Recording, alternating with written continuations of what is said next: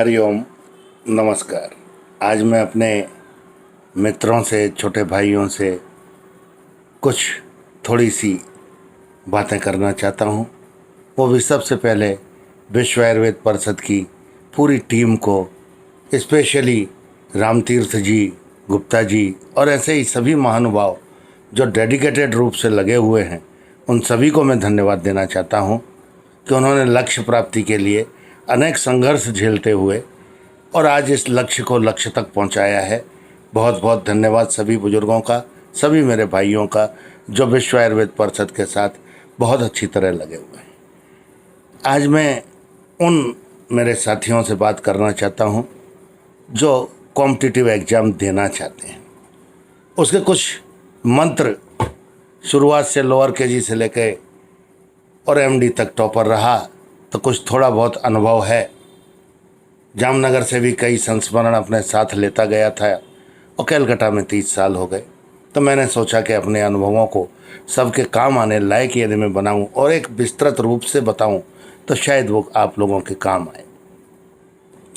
सबसे पहली, आज पास आ चुके हैं एग्जाम, जब भी पास आ चुके हैं, आप लोगों ने बहुत पढ़ा है, बीएमएस में पूरा पढ़ा है। ऐसा कोई चिंता करने की ज़रूरत नहीं है कि कोई हुआ है या कुछ भी बहुत बड़ा है। आपने पढ़ा है तो कुछ भी नहीं बड़ा है, सब कोई एग्ज़ाम छोटा है। मैं सबसे पहले यदि इसका बेसिक फंडा मानूं तो एक आत्म शांति की ज़रूरत है। सबसे पहले परीक्षार्थी को आत्म शांति की चेष्टा करनी चाहिए, जिसके कई टेक्निक्स हैं। आपके मेरे साइड में मैंने प्रेजेंटेशन में भी आप लोगों के लिए लिखा है। सबसे पहली तो थिंक पॉजिटिव। पहले पॉजिटिव सोचिए, आप पास होंगे ऐसा संकल्प लीजिए। आपने सब पढ़ा है, आपके ब्रेन में सब रिकॉर्डेड है, इसलिए ज़्यादा चिंता करने की कोई ज़रूरत नहीं है। वक्त होगा, रिकॉर्ड खुलेगा, स्टोरेज आ जाएगा।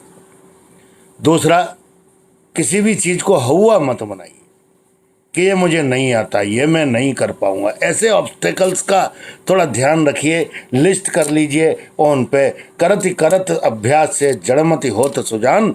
एक रस्सी भी पत्थर पे अपने निशान छोड़ जाती है, तो निश्चित है कि आपके सब ऑब्स्टेकल पार हो गए। आप बार बार उनको पढ़ने की चेष्टा कीजिए। और शांति के लिए एक बात बड़ी ज़रूरी है, नींद। शांति से नींद लीजिए। अपने सोचिए आपको कौन से टाइम पढ़ना है, कौन से टाइम नींद लेना है। नींद का पूरा ध्यान रखिए, शांति का ध्यान रखिए। मन को अशांत करके और अपने मन में सब्जेक्ट के टॉपिक लेके सोने से न तो नींद अच्छी आती है और न टॉपिक याद होते।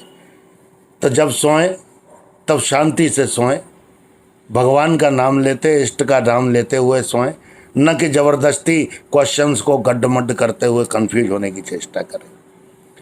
और दूसरी बात, जब पढ़ते पढ़ते दिमाग थक जाए तो वो भी सोचिए कि हम कब 2 घंटा बैठ सकते हैं शांति से, जिससे उस समय फिर पढ़ाई की चिंता ना हो। हर समय यदि खेलते समय पढ़ने की चिंता करेंगे और पढ़ते समय खेलने की चिंता करेंगे तो कभी सक्सेस नहीं हो पाएंगे। इससे बेटर है जो करें 100% करें, पूरे मन से करें और दिल से ही उस समय का उपयोग करें। ब्रीदिंग टेक्निक बड़ी ज़रूरी है। जब पढ़ते पढ़ते कोई एंजाइटी आ जाए तो मालूम पड़ा हमने 4 बार सांस अंदर ली, 4 बार छोड़ दी, अनुलोम विलोम, नाक से सांस अंदर ली, रोकी, कुंभक किया और फिर रेचक दूसरे से किया। ये सिंपल सी प्राणायाम की टेक्निक्स हैं, लेकिन दुर्भाग्य से हम एंजाइटी के समय में ये करना भूल जाते हैं। बहुत ज़्यादा एंजाइटी हो रही हो, कंट्रोल नहीं हो रही हो, तो मुट्ठियाँ भींचना भी एक बहुत अच्छी कला है। मुझे जहाँ तक मेरी नॉलेज है, इनसे हम लोगों का एकदम एंजाइटी शांत होकर कंट्रोल में आता है, जिसको सम्यक संयम कहते हैं। त्राटक एक बहुत अच्छा योग है। यदि आदमी कंसंट्रेशन का अभाव पाता है तो निश्चित एक मोमबत्ती सामने जला के, आई साइट के सामने 5 मिनट उस पर कंसंट्रेट करके निश्चित अपने ध्यान शक्ति को, स्मरण शक्ति को बढ़ाया जा सकता है, ऐसा मेरा मानना है। लेकिन करना पड़ेगा, ये सब केवल सुनने से कुछ नहीं होगा, आपको प्रैक्टिकली करना पड़ेगा। केवल किताब लेके पढ़ने से मेरे हिसाब से उतना उचित परिणाम नहीं मिलेगा। यदि किताब को गुरु मान के, सिख धर्म के कितना अच्छा है, गुरु ग्रंथ साहिब जो किताब है उसी को गुरु बना है। और वो सबसे बड़ी गुरु है। लेकिन गुरु का ज्ञान कब जाएगा? जब आपका माथा शांत होगा। और जब शांत होगा, यदि मस्तिष्क शांत है, तो गुरु जो बोल रहा है वो हमारे दिमाग में चला जाता है, ऐसा हमारा मानना है। एक्सरसाइज स्ट्रेस में बहुत फ़ायदा करती है। यदि आपको अभ्यास है एक्सरसाइज करने का तो निश्चित कीजिए। पढ़ाई के बीच में जब थक जाएं, फ्रस्ट्रेटेड हो जाएं, तनावग्रस्त हो जाएं, तो थोड़ी सी 5-10 मिनट की कोई एक्सरसाइज जो आपका ध्यान भटका दे, वो आपको कंट्रोल में ला के आपका एड्रीनलिन और एंजाइटी के हार्मोन सब कंट्रोल में ला दे। अपनी नर्वसनेस, जो एक नर्वसनेस निश्चित होती है हर एग्ज़ाम के पहले सभी को होती है। हम लोगों की प्राइवेट नौकरी में तो रोज़ एक एग्ज़ाम है, हर रोज़ एक नया प्रोजेक्ट है, हर रोज़ एक नई पीएचडी थीसिस है। करोड़ों की थीसिस सक्सेस करना भी हम लोगों का ही दायित्व है। तो यदि हम नर्वस रहे, एंजाइटी में रहे, तो फिर ये पूरी चीज़ें नहीं हो सकती। तो अपनी नर्वसनेस को, एंजाइटी को आप उत्साह में बदलिए, सबसे बड़ी ज़रूरी है।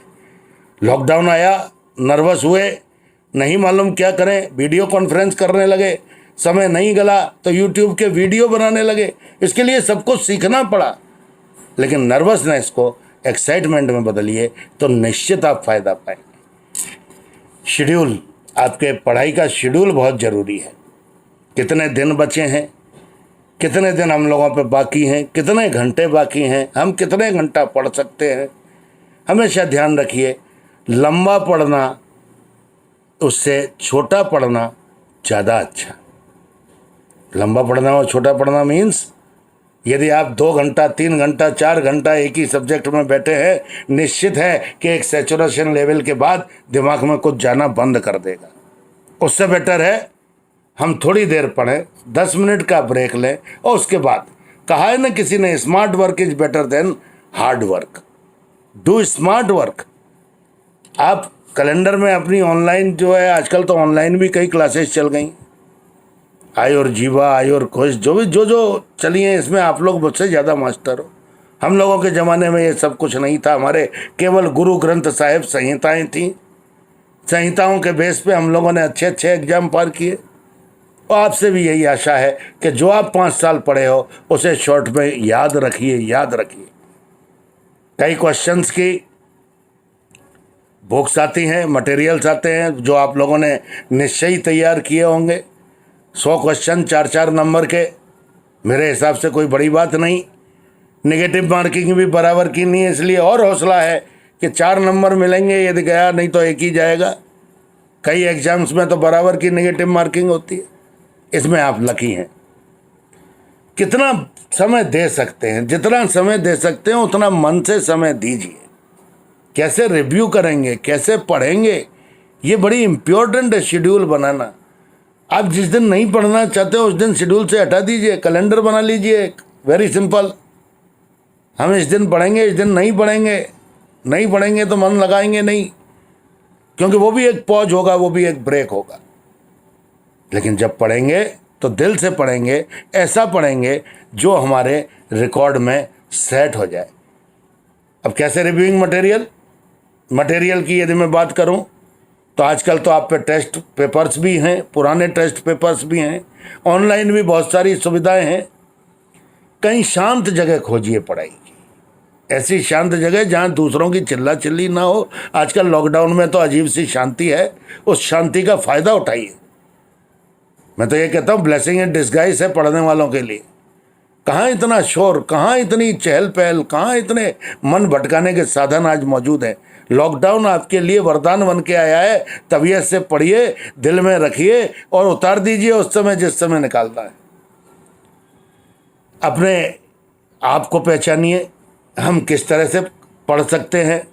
एक रीडिंग मेथड मुझे अच्छी लगी, OK4R। O for overview. पढ़ा हमने शुरू से, पॉइंट्स देख लिए, आगे देख लिया, पीछे देख लिया। एक ओवरव्यू, जैसे एक विहंगम दृश्य होता है, वैसे हमने पाठ को पढ़ लिया। की आइडियाज, हमने की आइडियाज निकाले। इस पूरे पात्र के पूरे चैप्टर के या टॉपिक के की आइडियाज क्या है, उन पे हमें फोकस करना है। और रीडिंग के 4 तरीके, ओवरव्यू हो गया, की आइडिया हो गया, और रीडिंग के 4 तरीके R1, R1 हुआ reading for the topic from beginning to end. एक बार उसको आप शुरू से आखिरी तक पढ़ लीजिए, वो निश्चित आपके दिमाग के कहीं ना कहीं कोने में स्टोरेज हो रहा है। दूसरा, रिकॉल। अब उसको रिकॉल कीजिए, चाहे वो टेस्ट पेपर के थ्रू, चाहे वो अपने पूछने के थ्रू, चाहे अपने कॉपी, लेकिन रिकॉल कीजिए। R3 reflect. और मेरी नज़र में रिफ्लेक्ट मुझे जो फ़ायदा किया कि मैं अपने दोस्तों से, अपने साथियों से तर्क करता था, बहस करता था, शेयर करता था। ज्ञान कोई ऐसी चीज़ नहीं है कि जो हम अपनी छाती में अंदर रख के ले जाएं। शेयर कीजिए, अपने दोस्तों से डिस्कस कीजिए, उस कुंठा को निकाल दीजिए। जो अपने अंदर कोई ग्रंथि थी तो आपस में चर्चा से वो ग्रंथि निकल सकती। यदि दोस्तों से न निकले, टीचर को फ़ोन कीजिए, टीचर भी गाइड करेंगे। लेकिन वो रिफ्लेक्ट हो गया, हमने पहले से आखिरी तक पढ़ लिया है, हमने उसको रिकॉल भी किया। रिकॉल करके जब हम दोस्तों में बैठे या ऑनलाइन वीडियो कॉन्फ्रेंस में, आजकल तो सब चलता है, तो हमने उसको रिव्यू किया, रिफ्लेक्ट किया। और आखिरी है रिव्यू, कि अब हम सेटिस्फाई हुए कि ये जो टॉपिक था ये हमने पूरा का पूरा इस पे कमांड कर लिया, ये हमारे टॉपिक पे अब हमारा कमांड हो गया, अब हमें इसकी चिंता ज़्यादा करने की ज़रूरत नहीं। अब सबसे बड़ी इंपॉर्टेंट बात मैं एक रात पहले की बताना चाहता हूँ, कत्ल की रात, जिसको कहूँ मैं बड़ा टेंशन में रहता आदमी, आखिरी रात। और मेरा एक स्वभाव था, मैं साल भर पढ़ता था और आखिरी रात को बड़ा शांति से सोता था, और न मैं कभी कॉपी या किताब लेके कभी एग्जाम हॉल में गया। At the end of the day, वो पूरा टाइम जब तक ख़त्म नहीं हो जाए तब तक ये पन्ने पलटने की आदत कृपा करके छोड़ दीजिए। अटर कन्फ्यूजिंग आदत है, कोई काम नहीं आएगी ये आदत। शांति से रहिए उस दिन। यदि आपने पढ़ा है साल भर, आपने 5 साल पढ़ा है, तो आपको सक्सेस होने से कोई रोक नहीं सकता। और यदि आपने 5 साल नहीं पढ़ा है तो एक दिन में पास होने का कोई जुगाड़ हो नहीं सकता। तो कृपा कर आखिरी दिन शांति से अलार्म क्लॉक लगाएं, शांति की नींद लें, अपनी जुगाड़ पहले सब चीज़ें जुगाड़ करके रात को ही रख लें, तो सुबह कोई तनाव मन में न रहे। जो भी सामान एग्जाम हॉल का है वो पूरा सामान रात को रख लें, सुबह कोई तनाव नहीं। और रात को लाइट अच्छा हेल्थी डिनर करके और शांति से सोना है, बिना किसी चिंता के, बिना किसी दुष्प्रभाव के।